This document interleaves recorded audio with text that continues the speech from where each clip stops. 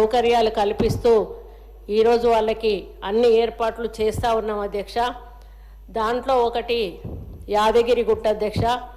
యాదగిరిగుట్ట మేము వచ్చినప్పుడు భక్తులకు కనీసం నిలబడడానికి నీడ ఉండేది కాదు, పైన త్రాగడానికి నీరు ఉండేది కాదు, వెళ్ళడానికి టాయిలెట్స్ ఉండేటివి కాదు, పడుకోవడానికి ఒక డామెట్రీ ఉండేది కాదు, మరి దర్శనం చేసుకోవడానికి వెళ్ళడానికి ఆ బండల మీదనే వెళ్ళే అలాగా ఉండేది, పైన నీడ ఉండేది కాదు.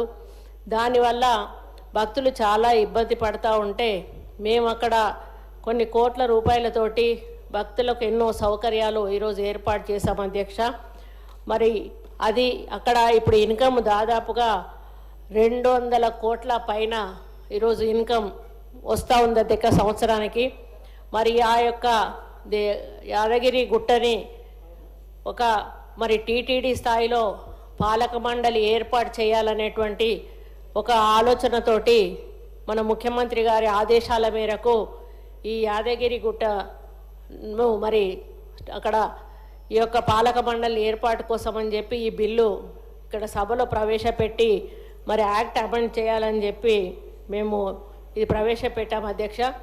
ముఖ్యంగా ఈ యాదగిరిగుట్ట దేవస్థానము ఈ బిల్లు ప్రవేశపెట్టి ఆమోదింపబడ్డ తర్వాత మరి ఒక ట్రస్ట్ బోర్డు వేయడం జరుగుతుంది అధ్యక్ష.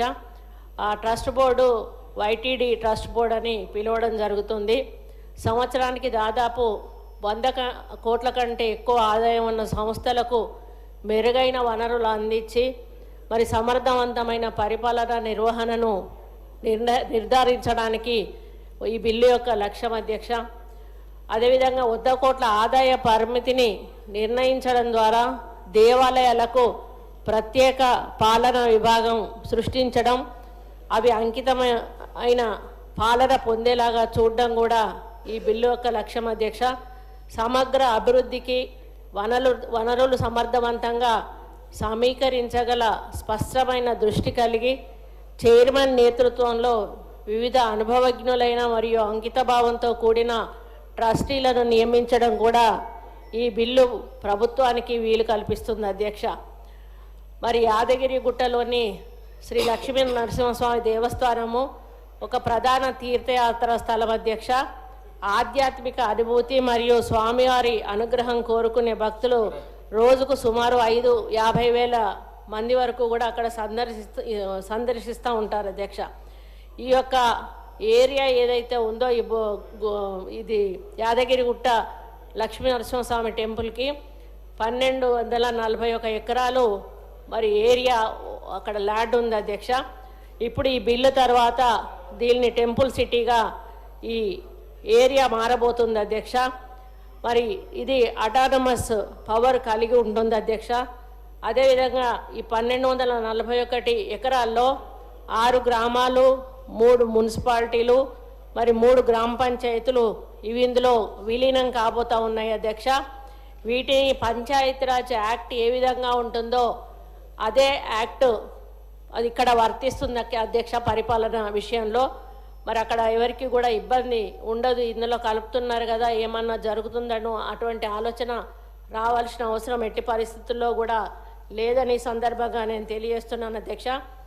ప్రభుత్వం అధికారిక ప్రకటన తర్వాత సదరు దేవాలయం పట్టణ ప్రాంతంను తెలంగాణ పంచాయతీరాజ్ చట్టం 218 యొక్క 5వ సెక్షన్ కింద ఇది టౌన్షిప్గా మరి అనౌన్స్ చేయబడుతుంది అధ్యక్ష.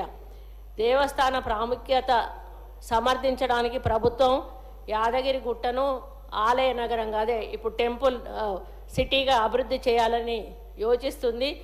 దీన్ని టీటీడీ మాదిరిగానే వైటీడీ అని పేరు పెట్టి మరి ప్రతిపాదించడం జరిగింది అధ్యక్ష. వార్షిక ఆదాయం 224 కోట్లుంది.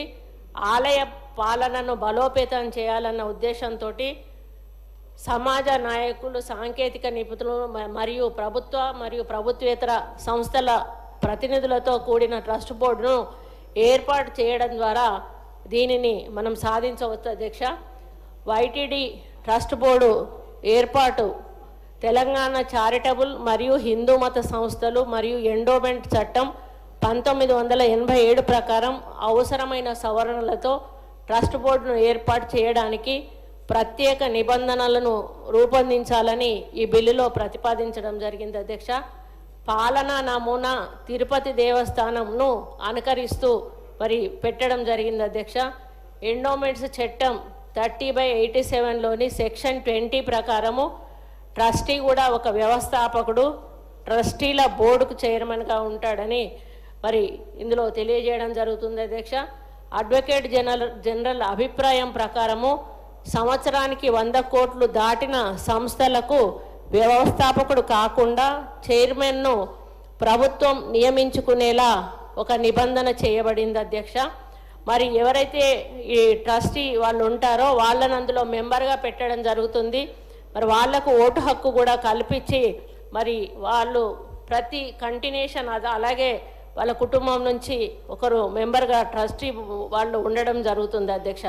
సమగ్ర అభివృద్ధికి వనరుల సమర్థవంతంగా సమీకరించగల సామర్థ్యం ఉన్న చైర్మన్ను నియమించడానికి మరి ఇది ఉపకరిస్తుంది అధ్యక్ష. ఎందుకంటే మరి దాన్ని మనము ఆర్గనైజ్ చేయాలన్నా, అడ్మినిస్ట్రేషన్ పరంగా అభివృద్ధి చేయాలన్నా కూడా ఒక మంచి వ్యక్తిని చైర్మన్గా పెట్టినప్పుడు అక్కడ మరి ఆ యొక్క ఆలయం అభివృద్ధి చెందడమే కాకుండా అక్కడ వచ్చినటువంటి భక్తులకు ఇంకా మంచి సౌకర్యాలు అందించి భక్తుల సంఖ్యను కూడా పెంచడమే కాకుండా మరి వాళ్ళ ఆధ్యాత్మికంగా మంచి మరి ఆలోచనతో తిరిగి ఇంటికి వెళ్ళే విధంగా చేసే అవకాశం ఉంటుంది అధ్యక్ష. మరి ఆదాయ పరిమితిని పేర్కొంటూ ఎండోమెంట్స్ చట్టంలోని సెక్షన్ 15కి తగిన సవరణ కూడా ప్రతిపాదించబడింది.